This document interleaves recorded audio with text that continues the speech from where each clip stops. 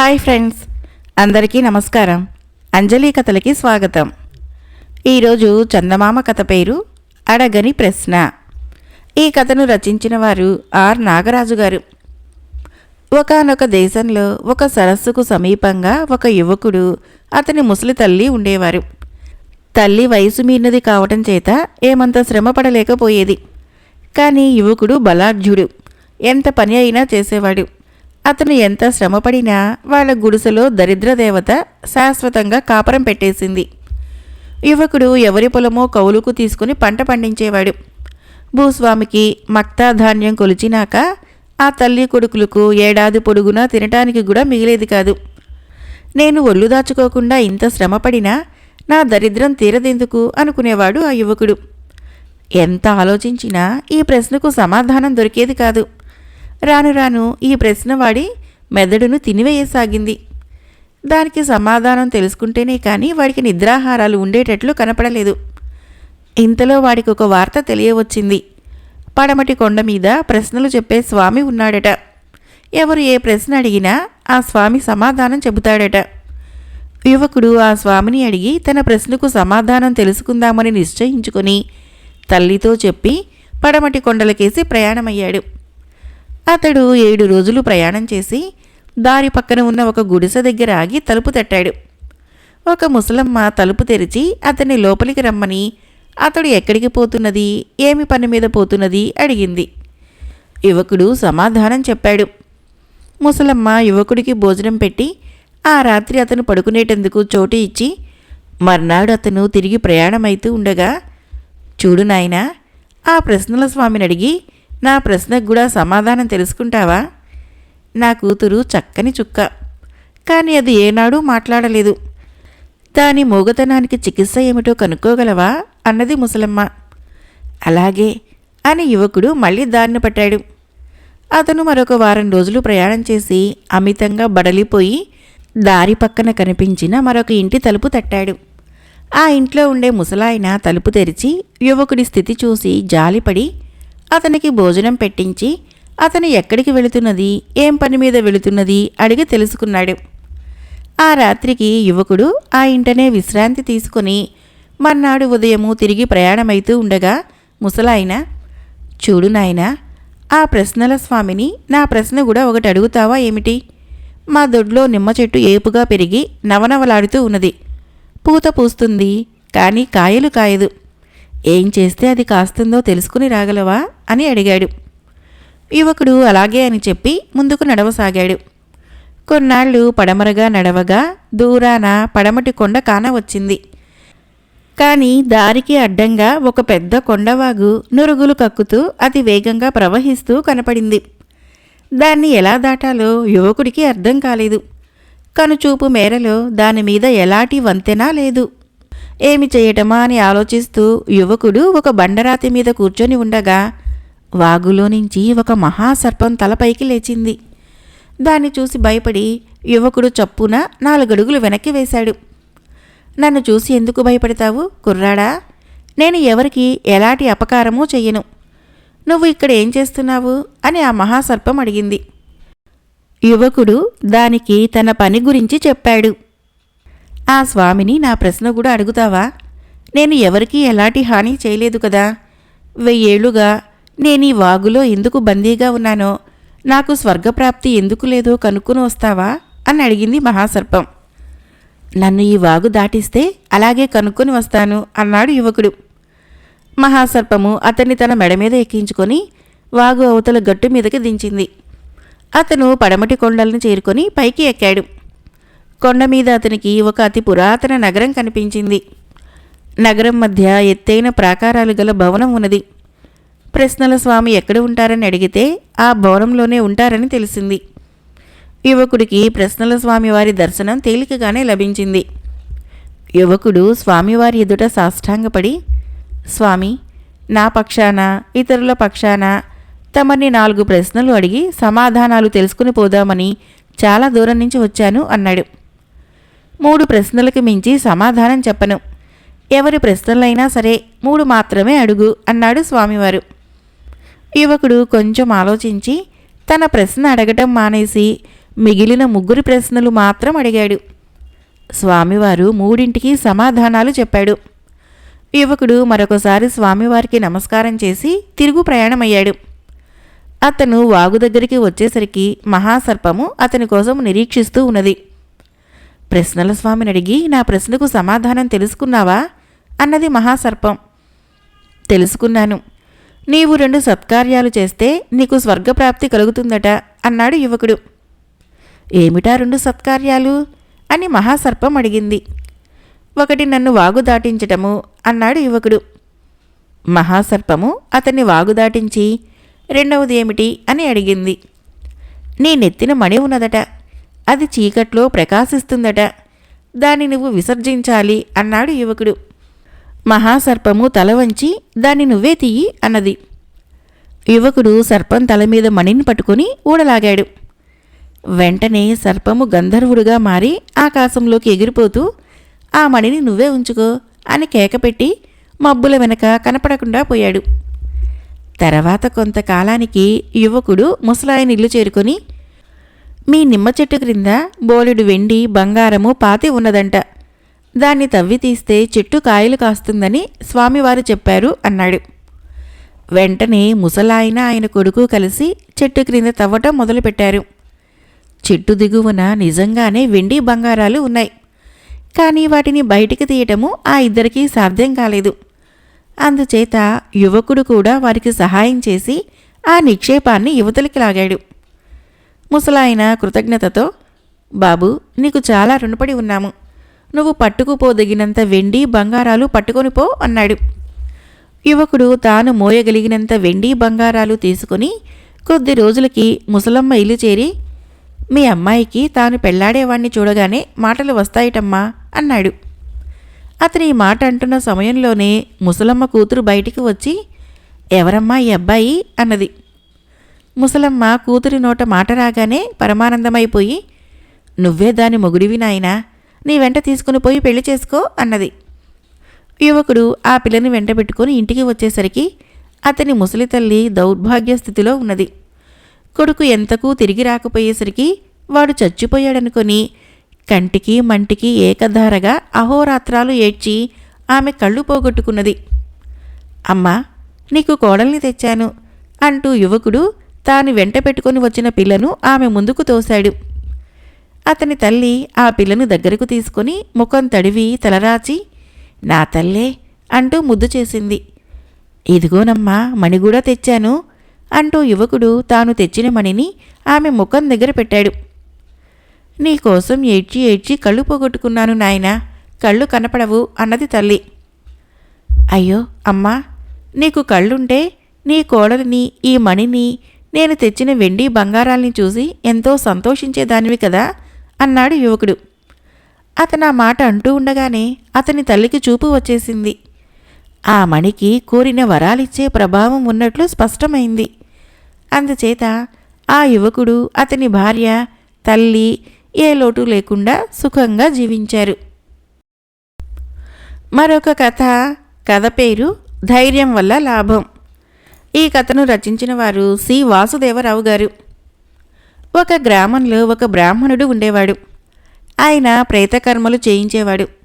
ఆయన చాలా ధైర్యశాలి. దుర్మరణాల పాలైన వారికి కూడా దహన సంస్కారాలు చేయించేవాడు.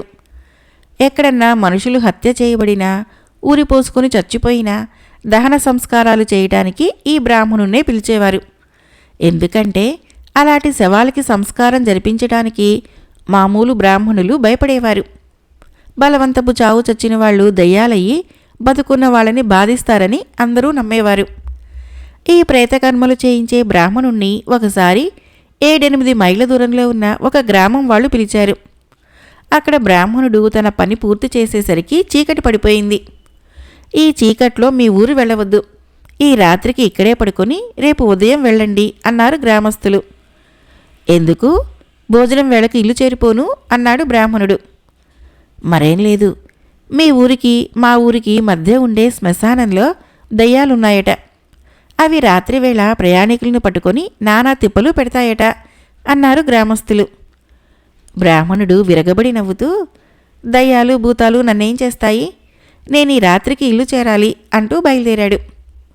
వెన్నెల రాత్రి, ఆకాశము నిర్మలంగా కూడా ఉన్నది. అందుచేత బ్రాహ్మణుడు మరింత నిశ్చింతగా నడక సాగించాడు. దాదాపు సగం దారి నడిచాక ఆయనకు ఒక పూరిపాక కనపడింది. అందులో ఎవరూ లేరని మొదట అనుకున్నాడు గాని పరీక్షగా చూస్తే ఎవరో ఆడది పాక ముందు నీడలో నిలబడి కనిపించింది.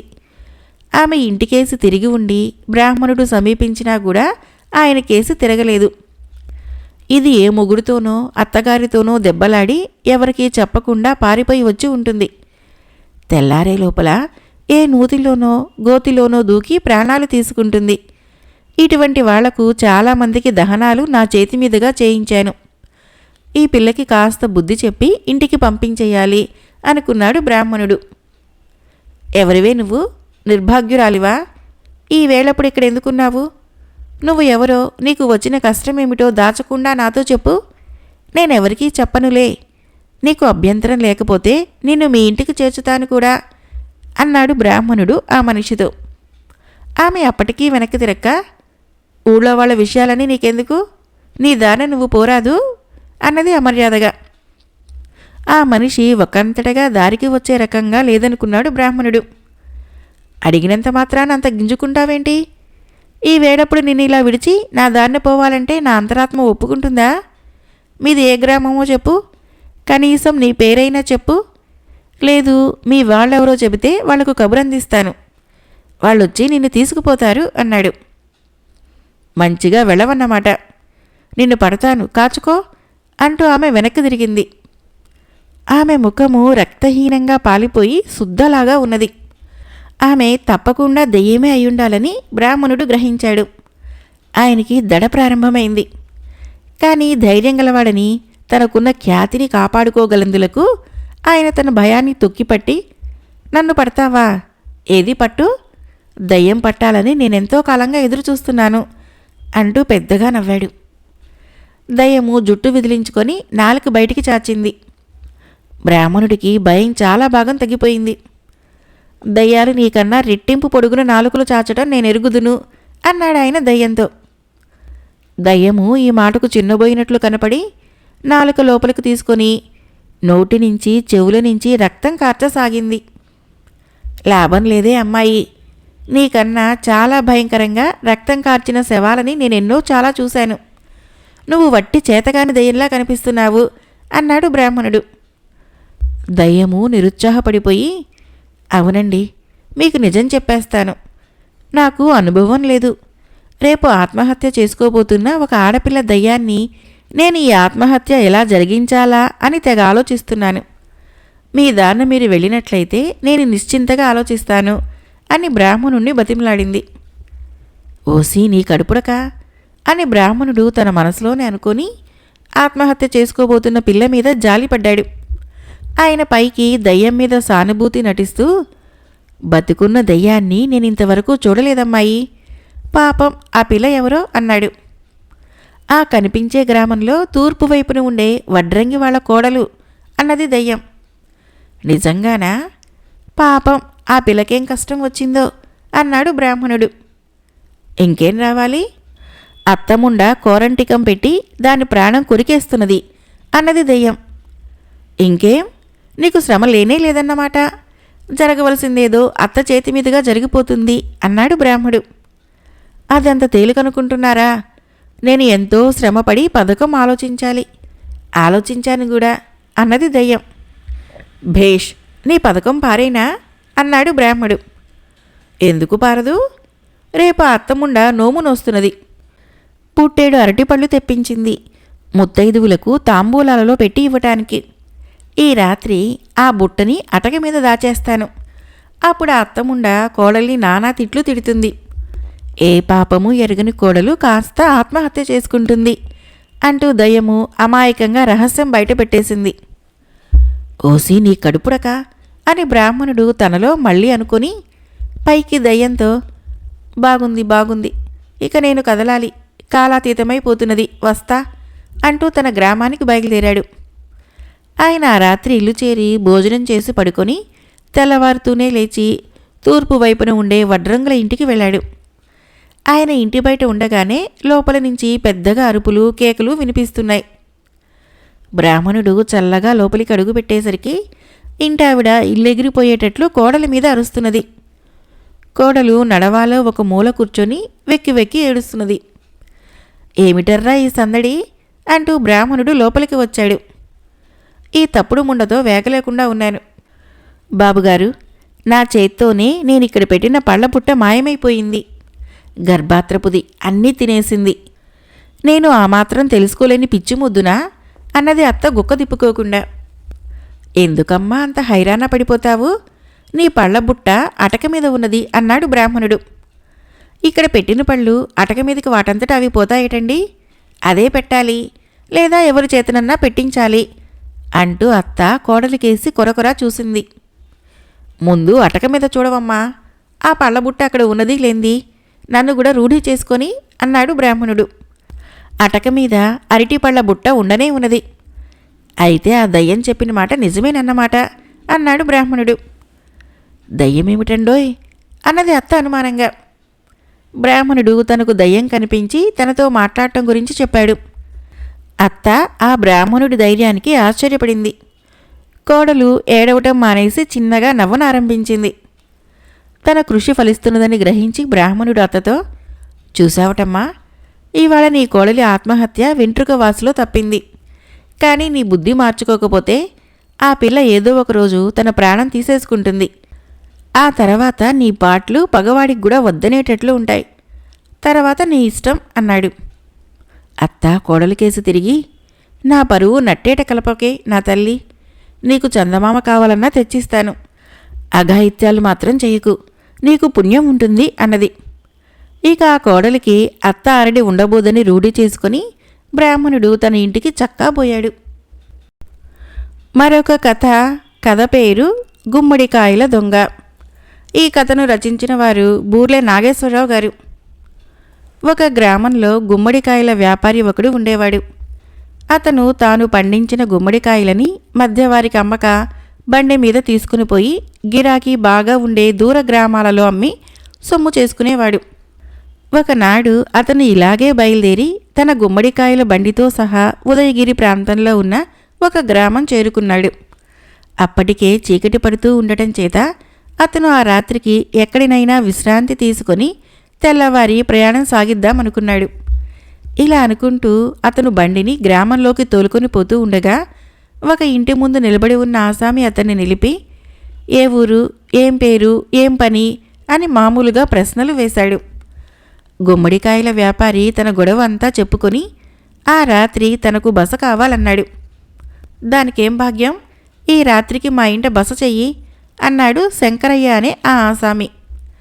ఆయన బండి విప్పించి గుమ్మడికాయలు వసారాలో పెట్టించి ఎడ్లకు గడ్డి నీరు పెట్టించి వ్యాపారికి సుఖంగా భోజనం పెట్టి అతను పడుకునేటందుకు ఏర్పాటు చేశాడు. వ్యాపారి శరభయ్య ఆదరాన్ని కొనియాడి ప్రయాణంతో బడలిగా ఉండటాన పడుకుంటూనే గాఢ నిద్రపోయాడు. అతను మర్నాడు లేస్తూనే శరభయ్యకు కృతజ్ఞతాపూర్వకంగా కొన్ని గుమ్మడికాయలు ఇద్దామనుకొని వసారాలోకి వెళ్ళి చూసేసరికి గుమ్మడికాయలలో సగమే ఉన్నాయి. తనకి మహోపకారం చేశాడనుకున్న శరభయ్య తనను మోసం చేశాడని స్పష్టమైంది. వ్యాపారి మండిపడుతూ, శరభయ్య, నమ్మబలికి ఇంత మోసం చేస్తావుటయ్యా, నువ్వేమో ధర్మాత్ముడివనుకున్నాను, నా గుమ్మడికాయలు కాజేస్తావా అని ఆవేశపడ్డాడు. శరభయ్య ఏమాత్రమూ తీసిపోక, నీకేమన్నా బుద్ధి ఉండి మాట్లాడుతున్నావా? తిన్న ఇంటికే కన్నం వేసినట్లు నా వలన ఉపకారం పొంది నాకు దొంగతనం అంటగడతావా?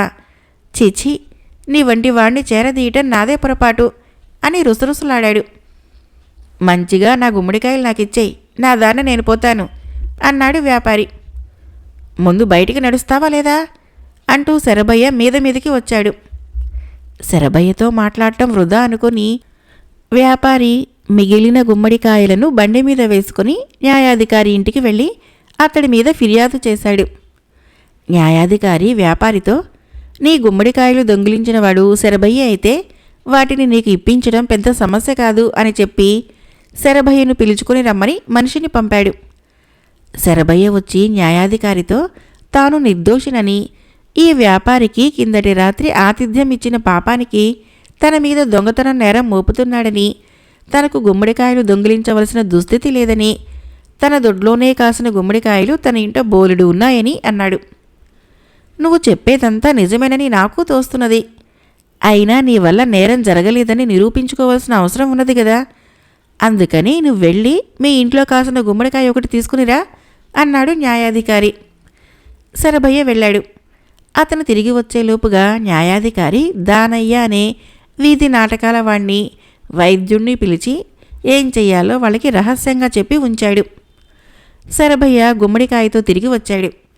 న్యాయాధికారి వ్యాపారి బండి నుంచి మరొక కాయ తెప్పించి, దానయ్య, నువ్వు బాగా తెలిసిన వాడివి, ఈ 2 కాయలు ఒకే జాతివా వేరు జాతులివా అని అడిగాడు. రుచి చూస్తే గాని చెప్పలేను బాబుగారు అని దానయ్య ఒక చాకు తీసి శరభయ్య తెచ్చిన గుమ్మడికాయ నుంచి ఒక చిన్న ముక్క కోసి నోట్లో వేసుకుని నమిలి మింగి గిలగిలా తన్నుకుంటూ అరవసాగాడు. న్యాయాధికారి వైద్యుడి కేసి తిరిగి, శాస్త్రిగారు, దానయ్యకేం వచ్చిందో చూడండి, సమయానికి దేవుడెళ్ళే నా దగ్గర ఉన్నారు అన్నాడు. వైద్యుడు శరభయ్య తెచ్చిన గుమ్మడికాయను పరీక్షించి, ఇది విషం గుమ్మడికాయ కాదుటండి, విరుగుడు వేయాలి అంటూ దానయ్యను నడిపించుకుంటూ వెళ్ళాడు. న్యాయాధికారి శరభయ్య కేసు తిరిగి, శరభయ్య, ఇదా నువ్వు చేస్తున్న పని? విషం గుమ్మడికాయలు దొడ్లో పండించి జనాల్ని చంపదలిచావా? ఇందుకు నీకేం శిక్ష వేయాలి అన్నాడు. ఇది నా దొడ్లో కాసిన గుమ్మడికాయ కాదు మహాప్రభో అని విషం గుమ్మడికాయలు తెలిస్తే నేను కాజేయకపోనే పోదును. వేసే శిక్ష ఏదో ఆ గుమ్మడికాయల వ్యాపారికే వేయండి అంటూ కంగారులో తప్పు ఒప్పేసుకున్నాడు శరభయ్య. నువ్వు దొంగతనం ఒప్పుకున్నావు కదా, దొంగిలించిన వ్యాపారికి కాయలు ఇచ్చేయి. దొంగతనం చేసినందుకు ఈసారి నిన్ను జరిమానాతో విడిచిపెడుతున్నాను అని న్యాయాధికారి గుమ్మడికాయల వ్యాపారికి గుమ్మడికాయలు ఇప్పించి పంపించేశాడు. మరొక చిన్న కథ పేరు తల విలువ నోరు చెబుతుంది. ఈ కథను రచించిన వారు బి. శ్రీరామ్ గారు. ఒకనాడు ఒక రాజు వేటకు వెళ్ళి చాలాసేపు వేటాడి అలసిపోయి ఒక బావి దగ్గర విశ్రాంతి తీసుకున్నాడు. దగ్గరే బావి ఉన్నది, కానీ నీరు తోడటానికి చేదలేదు. సమీపంలోనే ఒక కుటీరం ఉన్నది. అందులో ఒక గుడ్డి సాధువు ఉంటున్నాడు. ఆ కుటీరానికి వెళ్ళి చేద తీసుకుని రమ్మని రాజు ఒక భటుణ్ణి పంపాడు. ఆ భటుడు సాధువును చూసి, ఒరే బక్క బైరాగి, నీరు తోడే చేద ఇవ్వు అన్నాడు. నా వద్ద చేదలేదు అన్నాడు సాధువు. తర్వాత రాజు తన మంత్రిని పంపాడు. మంత్రి వచ్చి, ఏమోయ్ సాధువు, నీ దగ్గర చేద ఉండకుండా ఉంటుందా? ఒక్కసారి ఇవ్వు, నీరు తోడుకొని ఇచ్చేస్తాము అన్నాడు. అయ్యా, నా దగ్గర నిజంగానే లేదు అన్నాడు సాధువు. ఈసారి రాజే బయలుదేరి వచ్చి, స్వామి, దాహంతో బాధపడుతున్నాను, బావిలో నీరు తోడుకోవటానికి చేద ఇవ్వండి అన్నాడు. మహారాజా, తమకు మంచినీరే ఇస్తాను, ఒక్క క్షణం ఆగండి అంటూ సాధువు లేచాడు. రాజు ఆశ్చర్యపడి, నేను రాజునని మీకెలా తెలిసింది అని అడిగాడు. మహారాజా, తల విలువ నోరే చెబుతుంది అన్నాడు గుడ్డి సాధువు. కథ అయిపోయింది. ఫ్రెండ్స్, ఈ కథలు నచ్చినట్లయితే మన ఛానల్ని తప్పకుండా సబ్స్క్రైబ్ చేయండి, లైక్ చేయండి, షేర్ చేయండి, కామెంట్ చేయండి. Thank you.